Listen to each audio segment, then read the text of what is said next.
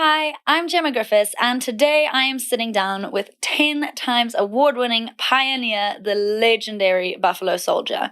Known for his powerful performances and commitment to celebrating African culture, Buffalo continues to inspire a new generation of artists across the continent. Make sure, if you haven't, subscribe to our YouTube channel so that you never miss a Hello Hi and hear from more African creatives.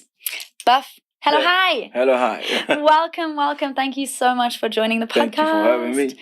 Dude, it's so good to see you. And thank you so much for jumping straight from the airport. Yes, sir. Thank you. Oh my goodness. The grind never stops. Never stops. Yes, I'm going to dive right in. Right. You've been a trailblazer in African music for years. Yes. Shaping dancehall and inspiring so many artists who came after you. Yes. Take us back to before all the music and fame. What drove you then, and how did the early version of yourself set a path for the Buffalo Souljah that we all know today? So, with me, man, I think it all started in the hood, Mhlaba, where I grew up.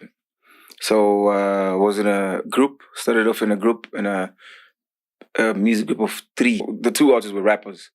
And then I could jump around rapping and singing and doing a bit of dance of it. So we was like Intelligent Rockers. Crooks was the name of the group. Yeah. Then in between I would do other things. I played basketball, I did other things and whatever. And then later on I was like to the homies, yo man, it's like, because we was doing it in a bit of, it was not Venek. We wanted to just be like, cross over and then still do it in English and do it in, so that we can, have a broader market type situation. Because, the inspiration coming straight from the hip hop and the so forth. So we were trying to do it exactly like that. And I was like, the homies, no, man, it looks like we're not really getting acceptance here. It's taking too long. Maybe let me jump across to South Africa. Yeah. When I get to SA, if it pops, then you guys gotta, follow and stuff.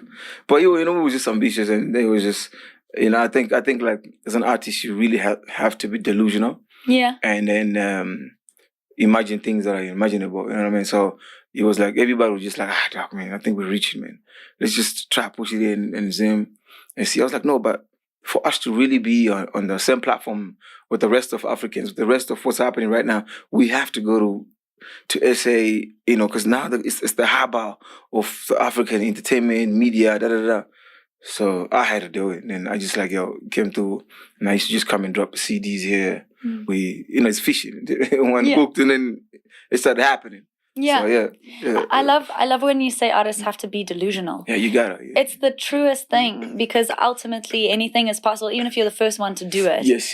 You have to actually you just have to go for it. Yeah. Even when people think you're crazy. Because when they think that you're crazy, that is, for me, that is the pinnacle of, imagining the unimaginable, right? Mm-hmm. Something that's like, because greatness. Greatness has to be when you think, yo, man, I need to do, and everybody gotta look at you like, yo, man, that's not normal. You're trying to do something that's not like, you know what I mean, within and fits in the same people, because people always want you to do something that's like normal. Yeah. And then when you want to do something that's normal, then they're gonna tell you every day that it's not possible, it's not gonna happen. And then with me, I've always been stubborn. You tell me it can't be done, I want to prove it. I want to I'm working 10 times to prove it. Yeah. That I'm gonna do it, and then because I just, when I was in Cape Town, I broke my leg. No, it's not broke, but it strained my ankle because I was trying to skateboard again, and then and then guys are like, no, you can't do it. I was like, no, I'm gonna do it. Oh, no. And I fell so hard. Yeah. But I went back on, and then it just started coming back. So you know what I mean? It is what it is. 100%. And take us back to those early years in Zim. Yeah. What were the sounds and the street energy and the moments that shaped your musical DNA? We were listening to, I'd say, we listened to a lot of Bone Thugs. We listened to a lot of what's a group, Wu-Tang as well. Yeah. Well, there were also local artists. We were listening to what's her name? Chiwoniesa and them with the group. She was in a group. What was the group like? With Metamorphics and them. What was it? I forgot her name. But it was like we was listening to some other local stuff. Yeah. And then we were trying to infuse it with a bit of mbira and a bit of like the hip hop. So we just the only thing that we were trying to do that was different was trying to fuse it with maybe the Zimbabwean sounds. Yeah. But we wanted to just rap in English and then sing and so forth and stuff. But it was more of your Bontags, your guys like the Fujis. Yeah. But for me, I was always juggling between a bit of reggae, dancer, and just the singing and whatever. So I got versatile because of that. Because I was always trying. I would try this or try that. My guys were just sticking to like rapping and stuff like that. Yeah. So, but it had to do with a lot of the hip hop and that sound. A bit of traditional, sound that was happening at that time. Yeah, man. So that for me, that I would say that's what played a part in shaping some of the sound. But reggae, obviously, the Bob Marleys and so forth. Because that's how the name Buffalo Souljah also came from. Yeah, that side there. And you mentioned dancehall as well, and that's always been a central part of your journey. Yeah. You've helped shape its presence across Africa.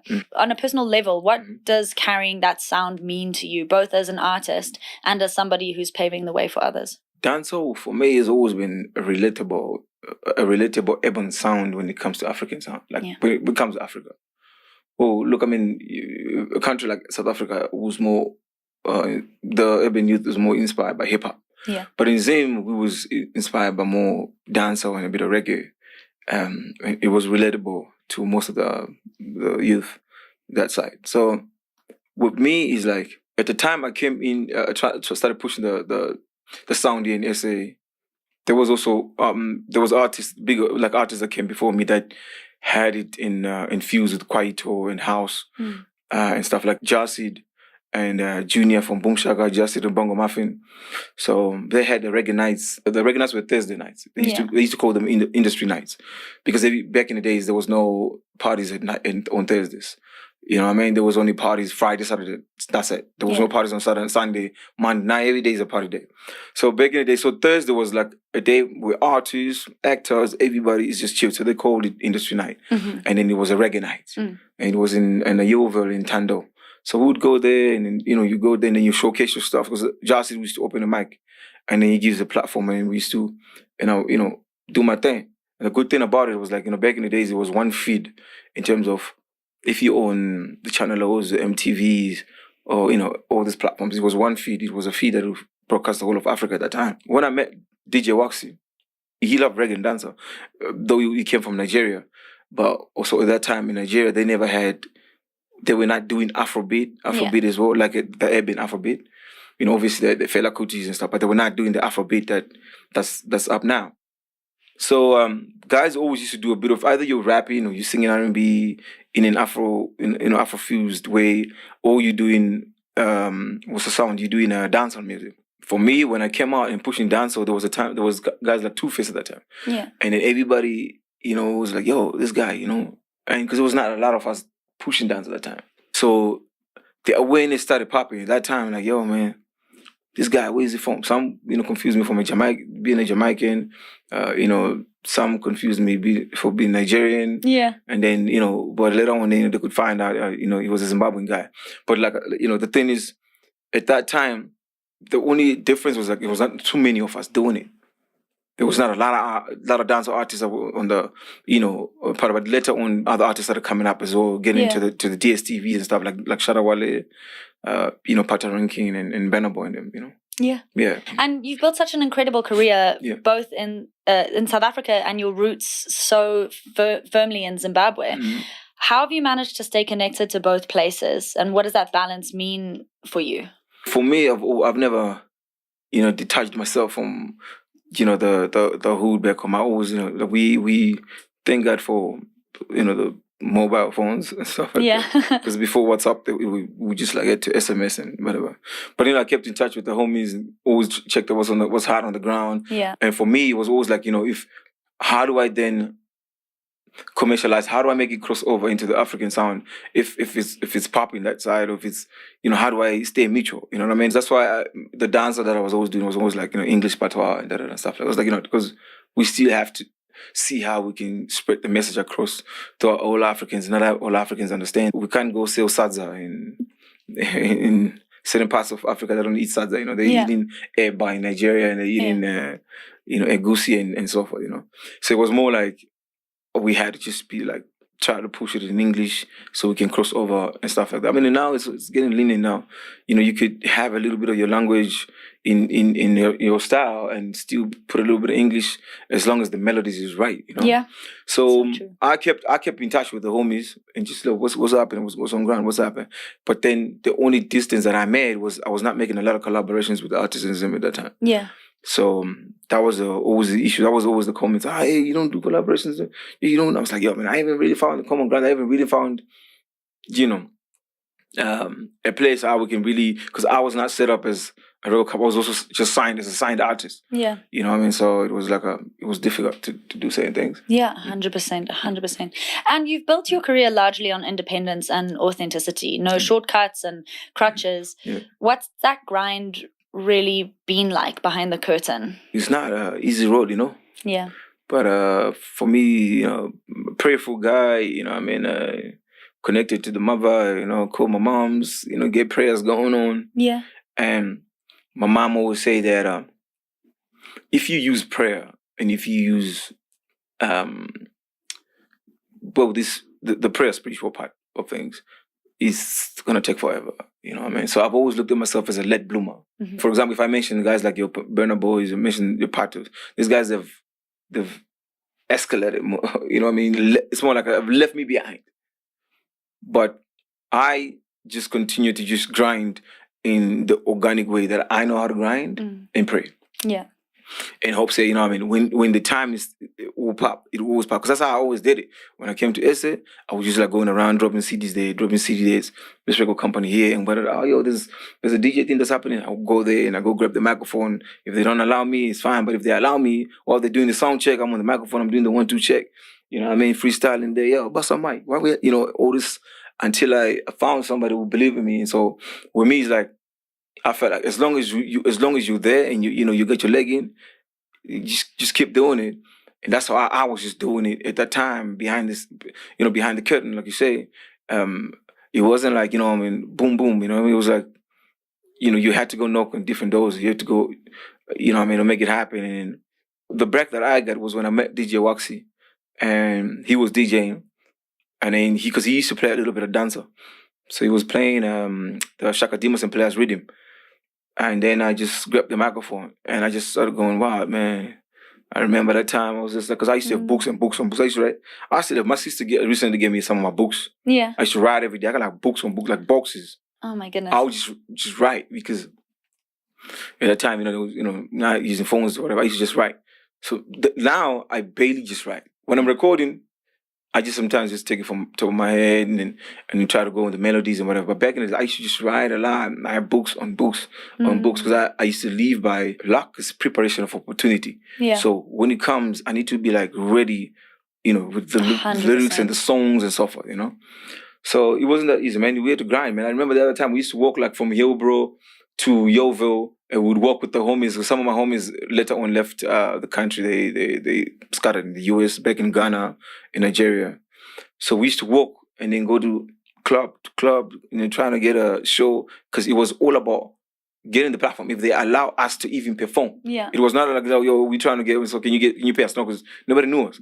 Yo, can you allow us to perform so we can just feel good about we perform? Yeah, because we were not gonna even record. Yeah, we didn't have the gadgets, the cameras, and whatever to record. It was just about so we can do. Yo, you see, I mean, it's moving. Let's keep moving. That's like doing it against the universe. I mean, what you call it? How do I put it? Like with the universe, making things happen. Like, you've done that now. The universe is recorded. That's a step now. Yeah. As you go. Yeah. So. And is there one lesson that you think you learned that you found really valuable that you wish maybe you'd learned sooner? Well, there's so much I know now that I wish I knew then. Like, for example, PR is important, you know. PR and marketing is important. You really can duck that at that point. Because there was a time we had the biggest, the song that I had is back in the song that gave me nominations, but I even won awards in Nigeria, Sound City, I won the Hip Hop Award in Nigeria, and back here, Channel O's and whatever. It was because of a song. It was a song called Zandla. That was a song that gave me a break. Mm-hmm. But that song blew up when he blew up in SA. He blew up in they used to have a show called SABC Live Amp at that time. So when they premiere your song there, I mean, your song is hot. Yeah. But then they have to send your music there in the video. Then if they accept, then they accept it. They don't. But then at that time, we felt like we were giving them a lot of videos, and they never wanted to play our stuff. And we were submitting radio, and then maybe radio was like, So when it happened, me and Waxy, we started feeling like, nah, we're not gonna send them. We're not gonna, because they were asking us, oh, can you guys come for an interview, or can you send us the music? Can you do whatever? So we was like, nah. You know what I mean? We've been knocking on your doors, and you guys didn't wanna. So nah, you gonna find it yourself. And they did find the videos, and then when they started playing, we had them play. Hey, they're playing your video. I'm like, yeah, it's cool. It's cool because, and not knowing that take advantage of the situation. Yeah, you know what I mean. That's why it was important to have PR at that time, because we was just like moving around like, yeah, we hot now, so what's up? Yeah. And then instead of riding off that wave, we would have tapped into corporate properly. You would have tapped so much would have done. You know what I mean? So that's why 100%. You know what I mean? Now so many things that I know now with the PR, the connects that we had, because we was really connected. Like we would go around Africa and whatever, and it was like, so we're saying things we didn't take advantage of. So now I was like, man. 100%. And it's now so I know enough for it. Yeah. Yeah. And having navigated the music industry across Africa and beyond, you've seen what it takes to make it on a global scale. From your perspective, what are the biggest challenges that African artists, especially those from Zim, face when trying to break through internationally? Production is now good. Yeah. You know what I mean? I always like to secular when I talk about things. Production is now good because before, that's what I always used to talk about when I go on interviews and telling people like what could be. The sound was, we were still struggling with the production, videos and what do you call it? And music, the production of the music. But now all is good. What the next big step now is to get proper PR marketing, to get certain teams that will jump on, but then it's going to require budget. Yeah. It's the biggest step now is budget, is money. Money needs to be injected somehow. Yeah. I don't know how we can, make this really happen. I wish if guys like Say Wicknew, we have 10 of them, that could fund the industry workshops for even music. The industry, not only music, even just the arts industry, because that's why people keep saying that there's no industry in Zimbabwe. It's because some people are not benefiting from it. You know what I mean? Like for it to be an industry, that means like management needs to benefit from it. People that distribute the music, people that run PR, people that do marketing, people that do events, there's a whole industry to it, or people that could benefit from the industry rather than just the artist and rather than just the frontmen and the people that are on the front of the cameras or whatever, So for that to happen, there needs to be some sort of budget injected, even if it's the government, if it's the arts and culture, if it's, I don't know, if it's, because for me, no matter what happens, it still boils down to budget. You know what I mean? I'm not saying just like, oh, go pay. No, but it needs, for example, right? Artists are dropping, I've been saying this to fellow artists, that the promoters make artists do album launches for concert, like a concert album launch. But it's the other way around. It should be a media launch. You should do a proper media launch with the media, print media, electronic media, all types of media. And people, bloggers, whatever, that could go online with the news, entertainment. We love do reviews. Song number 5 is a dope song. Song number 3. And so and then there's tweets, there's blogs, there's news. Let's say if the launch was done on the weekend, Monday comes, everybody's reading about the album and reading about that, and then it stays in the people, and people keep talking about it, and that's how it's always used to be done. That's the basic. The releases of music, but now guys want to do boom, promoters, let's do it. They make money, they do a concert, and then people start forgetting the actual album and stuff like that. Because in Zim, somebody drops a song today, and then tomorrow, not even tomorrow, that very somebody started saying, it's a flop. I'm like, how did it become a flop? You didn't even listen, because it takes 3 to 6 months for an album to be absorbed. Yeah. You know what I mean? For people to start saying, we're not that intelligent. Like, you can listen to a song, 10 minutes, browse through a song, like, it's not a hit. Yeah. Let the music grow into you. That's why radio would need 3 months, international radio. You need 3 months to really play the song, let the song play. If the song's not picking up, then the song's not really doing well. Yeah. You don't judge, you don't give a judgment on the song already in a week or even a month. It's too soon. Yeah. For an album, you let it roll, you let it simmer, you let it grow, and then people can start talking about how I don't know about the album, that and stuff like that. But the quick results and people just like on comments and that and stuff like that. That's why sometimes I wish. Well, it's a blessing in case. Social media is a blessing in the case. I wish the times where back in the days where nobody could just comment, because back in the days we don't even know if Michael Jackson's song people were gonna like it. Like we don't even know if people were gonna like it, because if Michael Jackson's song was released online and people had to comment, we don't know if the song was gonna be a hit or people were really gonna like it or not. Because then people would comment, I don't like that dance that you're doing. That beat it. What's wrong with his voice? Why he's so peachy, whatever. People would have said so many other things. Yeah, people are bold on social. They would have, you know what I mean? But now we let people because back in the days you couldn't comment because it would be on radio and TV. Yeah, you didn't have the opportunity to be. I don't really like that song, because radio would just be playing it regardless. They'll just play it and play it and play it and rap it on you, and they'll be like, let's say. So we don't really know if some of the songs that we grew up on were like really natural hits or organic hits, but because they were just highly, high rotated on radio stations and stuff, right? And newspapers, you see them in the magazines, back in the days, you'd keep seeing this thing. So, but now you drop a song, they're in the comment section.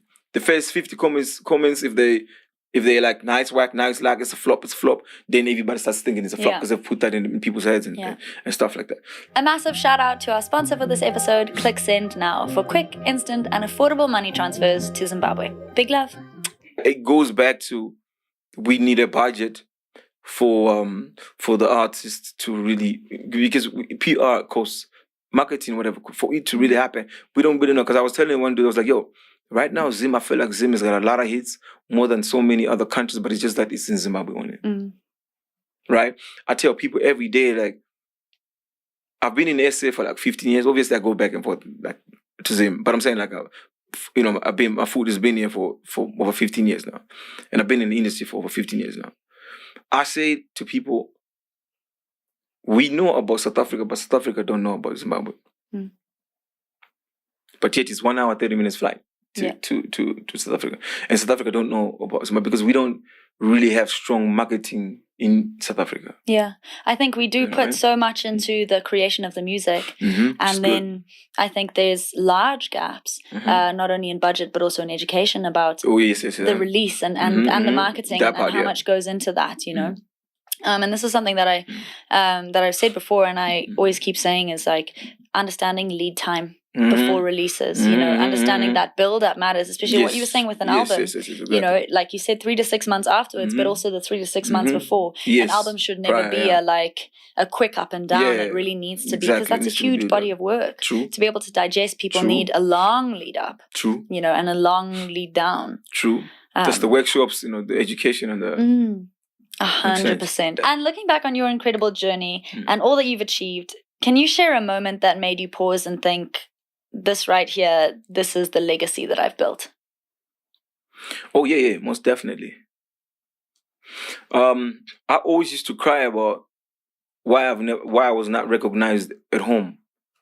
Yet when I came to SA, for me, it was always like, every time I win an award, every time I'm in of it, even if I don't want to say, they would say, you Zimbabwean born, innit? You from Zimbabwe.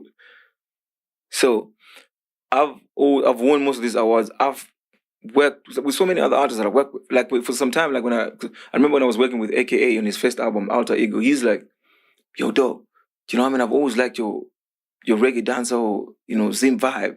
And so he was never like, oh, they knew where I was, who and where I was representing. Loud and proud. But I felt like, I was never getting, the reception back home at that time. And I was busy. I was winning all these awards. I was sweeping it. And I would go in an award event. I was like, this is for Zimbabwe. Fuck what's I did it in my hood. And I, continuously rap. But then one time, I just got a call from Zima. Yeah. And then they're like, we want to give you a Zimbabwean International Achievement Award. I was like, nah, them niggas is kidding. Yes. Where is he coming from? Yeah. And then he was real, like, this is what, da-da-da-da. I was like, are you nominating me? Because I never been nominated in Zim at the time. It's like, no, this is just like an achievement award. I was like, okay, cool. We'll see if it's real when I get there. Then boom, for real. And I got there, and then I received my first international Zim Achievers Award, which was like an achievement award. I was like, yo, man, I got the flowers early. So yeah. So that for me, that was a moment. You know what I mean? Like we've done so many. I've done. I was selected at one campaign amongst other artists. I remember the time it was Diamond Platinum. It was Dibanj and them to go represent Zimbabwe at the African Summit at the White House, and we performed at the White House. And you know what I mean? I've had all those type of moments, but when I went back to get it's like now you're receiving your medal. Wow. Of everything that you were doing. Yeah. So your flowers back home. The flowers back home. Yeah. We love it. And you've worked with some amazing artists. From your experience, what makes a collaboration truly work? Is it chemistry or mutual respect or an unspoken energy? The unspoken energy also plays a lot. Because music is spiritual. That's what most people don't really get. I mean, it's not about just music is really, really spiritual. The zoning is important at the time to be able to pick up the frequencies, to be able to pick up the right frequencies. It's like a timing. Timing is like, it's like, for me, it's like sometimes when you're 2 minutes late or 2 minutes early, you could get in an accident or you could avoid an accident. So the 2 minutes early or 2 minutes late could be to your advantage or not your advantage. So to be able to really meditate into that moment is not as easy. But with time, you start, because some people don't reflect. I always reflect back, and I'm like, yo, when that happened, what was I doing? I was doing this. Because I calculate a lot. I'm Vegas. I always like. You know what I mean? So I'm always going through things in my head. Everything must be recapped and stuff like that. So it's important when you're connecting like that, when the energies are connecting on that, like that, it's very, very important to find that, that right energy, and then, you collaborate. Sometimes you see an artist like, yo, that style could work with my style. You know what I mean? But, because you're seeing it doesn't mean that, or you've seen it or you like or whatever, doesn't mean that you guys could really, connect like that.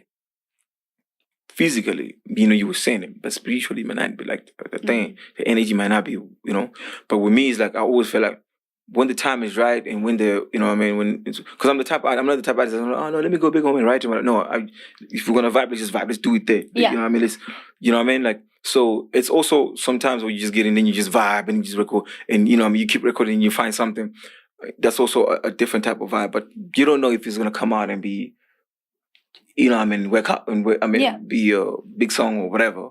But the thing is, I'm saying the connection of people connecting in the music, for me, if we connect in that type of vibe, it's the same thing with connecting with someone as a friend. Yeah.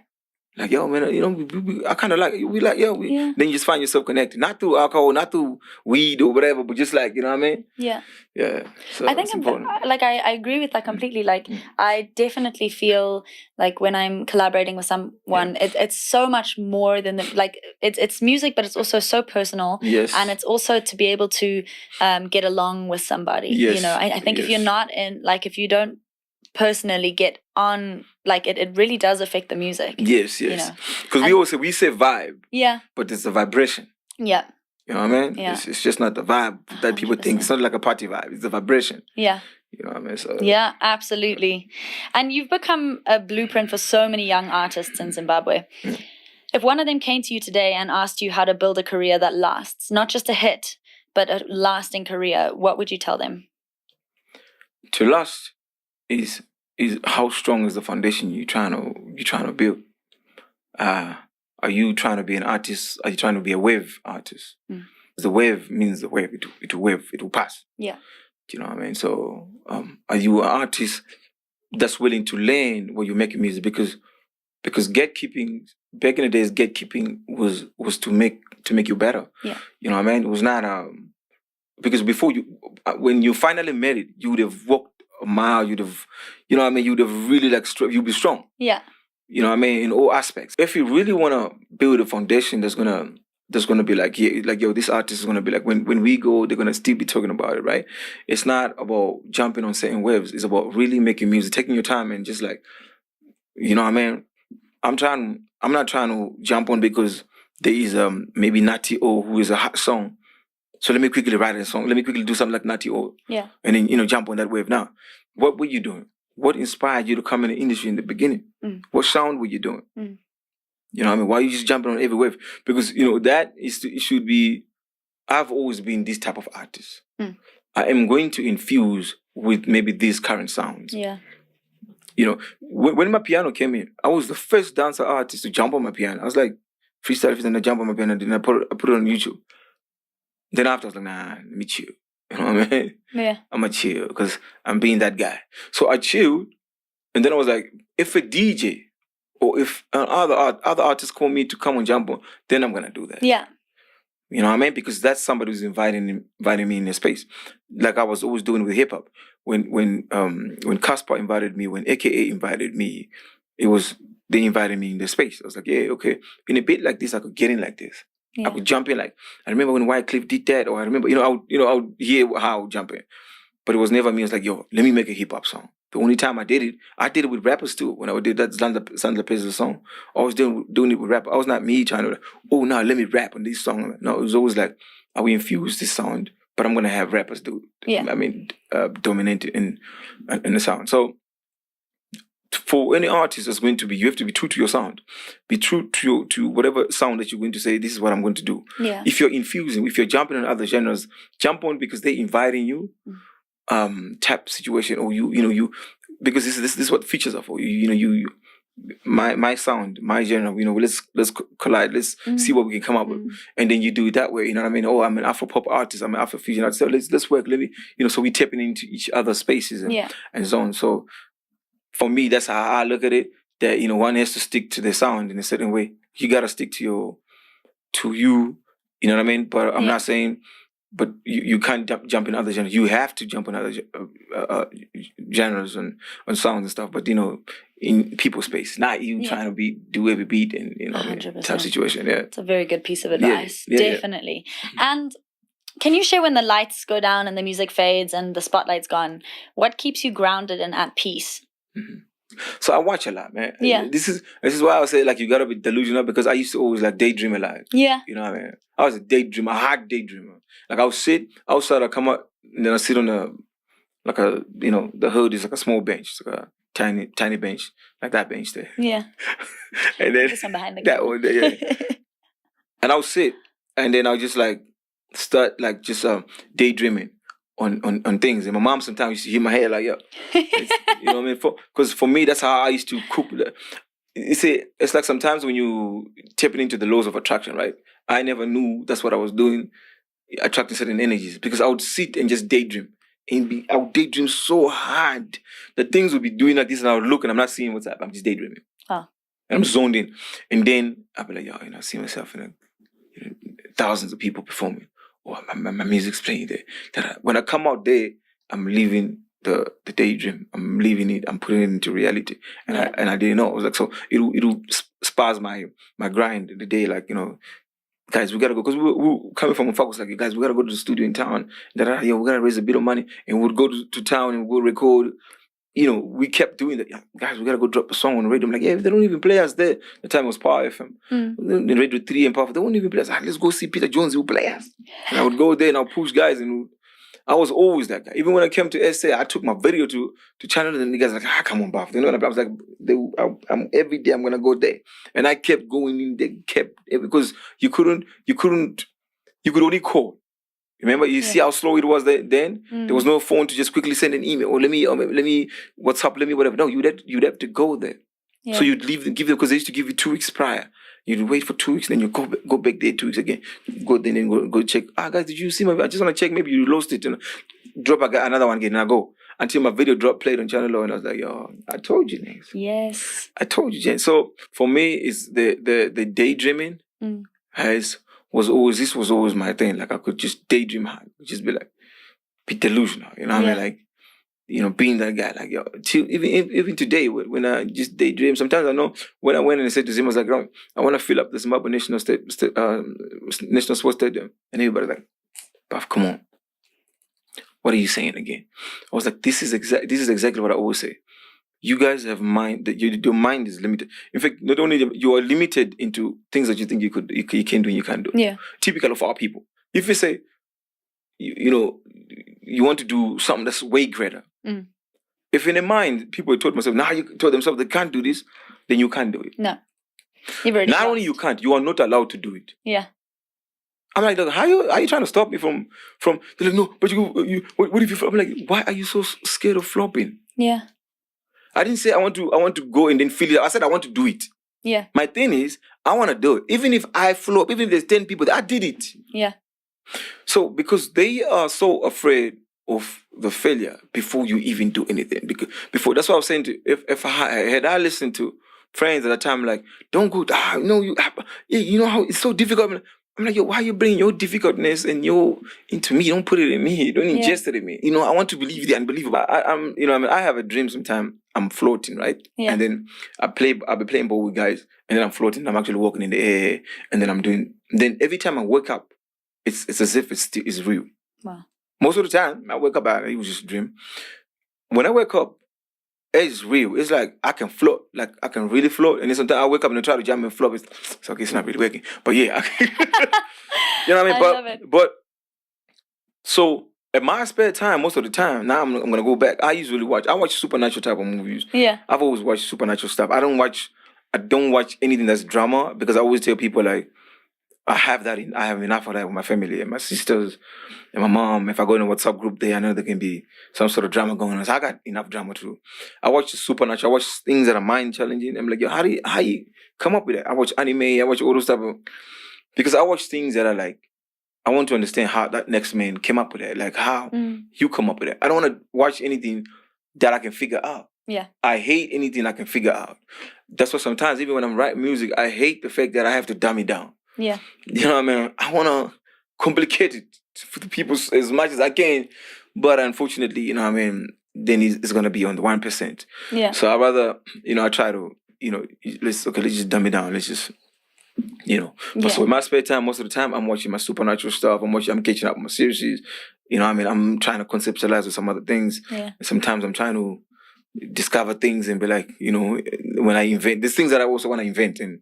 But, it's just like other things for other time. Yeah, I mean, you got to do all of it. I also think it's such a funny thing. Like, this is a question that I've been asked a few times, and I'm always just like, why? When people are saying, like, for example, you look at someone like Feli Nandi, who is an incredible artist, but she also has her fashion line. She also has her restaurant. She does so much. And someone will be like, well, which is your one? And she's like, no, why do I need to pick one? You should never have to pick one. They want to box you. Yeah, you want to get out of that immediately and be delusional. Be delusional. I love that. You need to be free. You can't be boxed.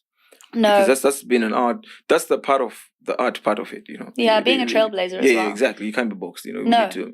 No, you can't. You can't be boxed. 100%. Okay, we're getting to my favorite section, which is just a fun, quick fire round to end off the podcast. Okay. Let's talk Zim. Mm-hmm. What is your favorite Zimbabwean snack? For me, it's like, till today, I'm trying to push it to everybody, man. It's sadza and high feeds. Oh, high feeds. That's like my best, you know what I mean? Yeah, I don't think you're alone in that at all. I've been trying to enforce it to my South African friends and my Nigerian friends. I'll be like, every time in the music, I'll be like, yo, but y'all need to try this sadza. And sometimes I just like order it. Yeah. Then I'm like, yo, you need to try this. My Nigerian friends like chili, and I put a bit of chili. I'm like, yo, try this. And they love it. I'm like, yo, Buff, I'm craving that. I'm like, yeah, you see what I'm saying? You know what I mean? You just need to, I know your taste buds didn't grow up with it, but if you taste this, trust me. Explosions. You know what I mean? Yeah. Definitely. Oh, I love it. What is one place in Zimbabwe that you think everybody should see once in their life? Vic Falls, obviously. Yeah. Chinoi Caves. Ooh. Chinoi Caves is incredible. Yeah, the Great Zimbabwe. You know what I mean? And Great Zimbabwe. Because remember, the Great Zimbabwe is.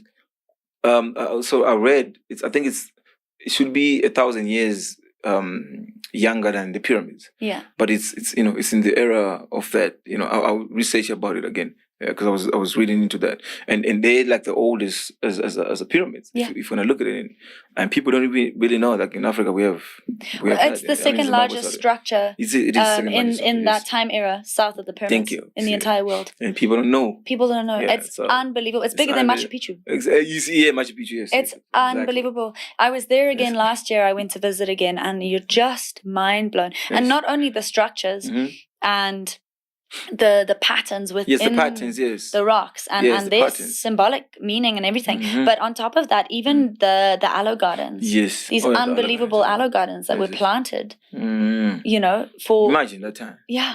They're pharmacies. The farming, yes, exactly. Yeah, unbelievable. Yeah, great Zimbabwe. Chinoi Caves as well. Chinoi Caves is unreal. That blue water. Yeah, blue water. Very special place. Very special place. And obviously Mosotho. Yeah, absolutely. Yeah. What is a cause or an issue in Zimbabwe that you're passionate about highlighting? Well, look, I'll just talk the passion on the music side of things. You know what I mean? Like, for me, it's so many things that's going on. Like, for example, like with how promoters will treat local artists in certain things. You know what I mean? We've fought that war for years here, even in SA, even in Africa, for African artists. Not to always be like, when you have an international artist come in, then you pick them up with a Maybach and you whatever, and then the local artists don't even know how it's getting to the event. And you know what I mean, and saying things like that are happening. I'm like, yeah, but why can't you come? Why can't we just balance these things, man? Yeah. What is even the reason? Because when you're having a guest, international guest, you need to show the guest how you treat your locals. Like, see how we treat our locals, because now he's gonna treat the locals the same way you treating them. Mm-hmm. You know what I mean? Like, we gotta teach them how to. It's like I teach them how we want our people to be treated. 100%. So you see that. The VIPs are demarcated in a way that this is a nicer section of the artists that are coming from from SA or wherever they're coming from, and then the local artists are just putting in there's not even nice beverages there going on there. It's just like they don't really care. That attitude from I think when you travel, your mind you start opening, your mind opens. You know what I mean? It's like most of the time when I move around with my baller friends, like we go into the clubs and they pop bottles in all areas, and I tell them like, yo, do you know the one biggest thing that made Nigerian music grow was because the Nigerians were always passionate. The Nigerian friends of mine, if they come here and they about to spend 50,000 rands and you playing some other weird music or whatever, your own African music or your own whatever, they're gonna tell you, bro, if they play our music, we're gonna move.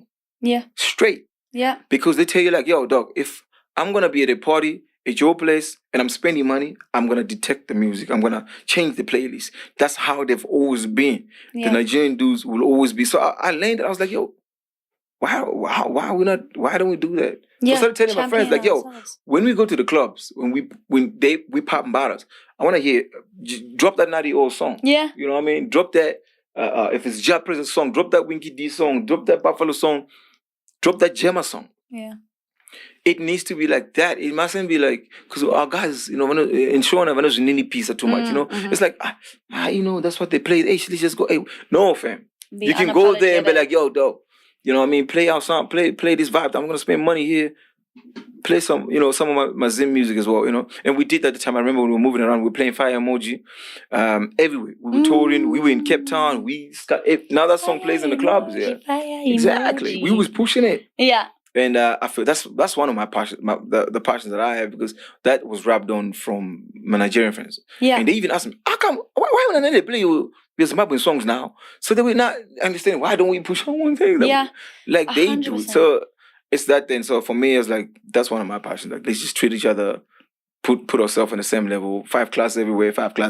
Yeah. If you're gonna play a piano song, play a Zim song. If you're gonna play Afrobeat song, play a Zim song. Yeah. Let's just like balance it like that. 100%. You know what I mean? That is my dream. And I agree with you completely. And I think Zimbabweans, I think the audience, it's exactly that, being unapologetically supportive of our artists and our creatives, because if we're not doing it, why would the rest of the world do it? Exactly. There is no way. Yeah, the reason that we have, you know what I mean? Like one of the, we've hooked onto Nigerian music because they are so unapologetically proud of it. Exactly. Yeah. And they're like, no, this is what needs to happen. Yes, exactly. If Zimbabweans started treating it like that, and and pushing our music like that, it would be completely different. Yeah, because that's for us. That is the most important thing that we need to do, because we have to teach our people, and our people, that pride. It lacks in certain areas because people just feel like, that's the type of. Nah, we can also demand what we want, our entertainment. What you want is, you can't just ride on whatever, because Nigerians made their stuff cool. I remember back in the days, people used to laugh at Nigerians' pronunciation and this accent.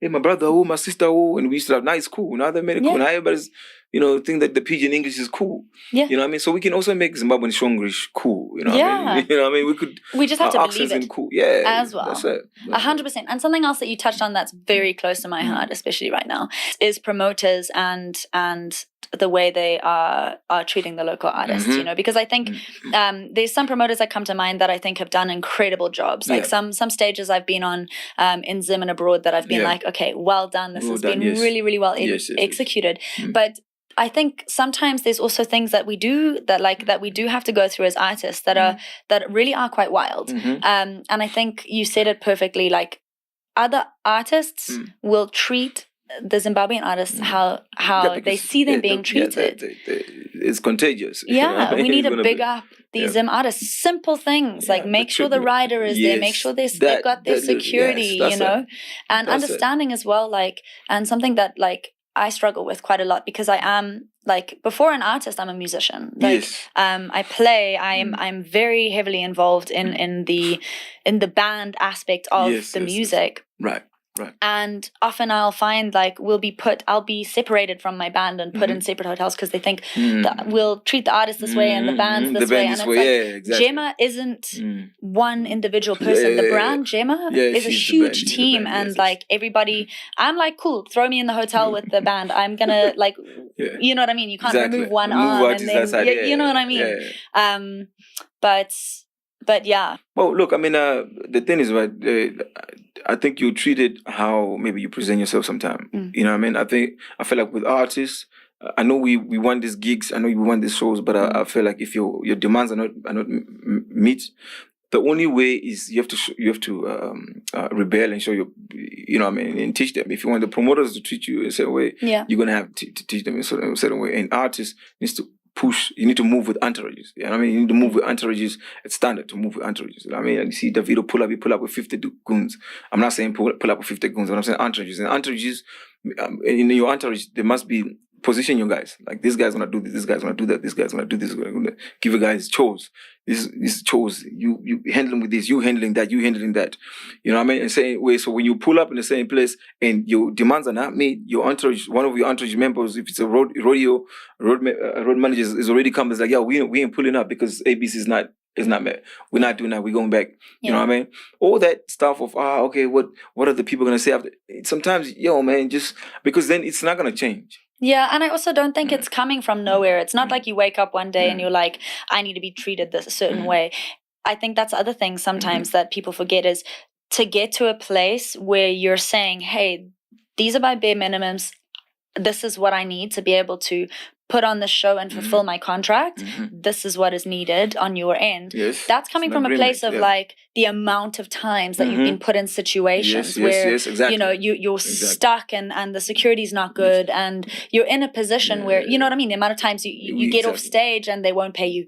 Stuff like of course there are certain things that come into play because it's you don't know the 10 years of what I've already been through, the 15 years to get to a place where I'm like, what I'm at now, these are my requirements, And it's not, and half the time when you want to impose those demands, then they look at it as if being cocky, like but it's not that. It's not being cocky, because if it's being cocky, why are you doing it for the international artists or the artists that you're bringing in the country? You know what I mean? The treatment must be same. Treat the artist the same. You know what I mean? You're already not paying him the same amount you're paying the international artist that's coming in.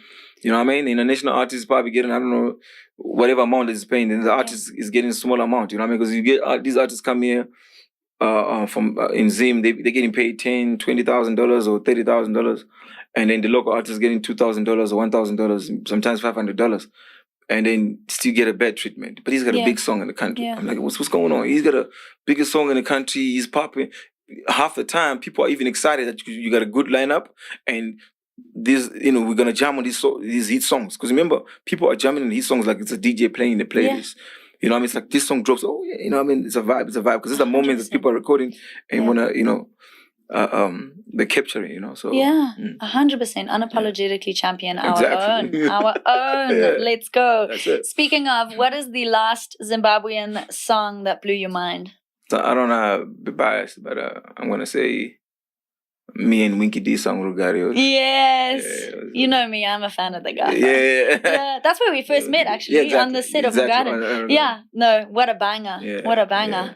I would say that song, but I'm gonna if you can allow me to maybe pick some other few songs. I say you also and Winky D Gemma. Yeah. Classic. Mugadin was still easy remains one of the greatest songs. I would say the other song that was JP Chiremere. Oof. That's still epic till today. Yeah. Because the thing is, I'm a fan of melodies. I don't use the melodies for me has to speak. Yeah. I'd say from the greats, I'd probably say Tuku. I'll give Tuku on. I'll put Neri, I think. Oof. I think Neri, because Neri was one of the biggest crossovers. Yeah. And then Thomas Mafuma put Nyoka Msango. Wow. And then I'll just pick maybe, I'm going to put James Chimombe. Yeah. And I'll put maybe Jemedza. Yeah.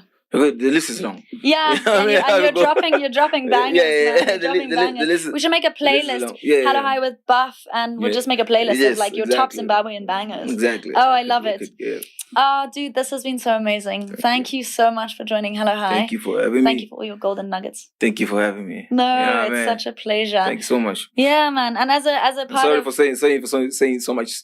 I talk when the microphone is open, I just like. I mean, well, that's why we're here, right? We're here to talk, so it's perfect. The more, the merrier, honestly. True. And as a part of Hello High, I really do believe in giving back to Zim, and something that we're doing is we've partnered with a non-profit called My Trees, where they are planting in 2025 and then hopefully moving onwards as well, 1 million indigenous trees to reforest Zim. Amazing. So we're planting a Buffalo Souljah tree. Oh, wow. In your honor. Wow. So my tabasa. I need to also be coming there and be watering that. Dude, let's go. Put fertilizer on. We'll go dance around the tree. And stuff, we'll write some music near the tree. Awesome. But yeah, thank you so much for coming through, man. I think the thing that really sticks out to me is just to be delusional. Yeah, exactly. Be delusional. You gotta. Yeah. You gotta be delusional. Thank you guys so much for joining Hello High with Gemma and the amazing, legendary Buffalo Souljah. We'll catch you next time. Big love. Mwah.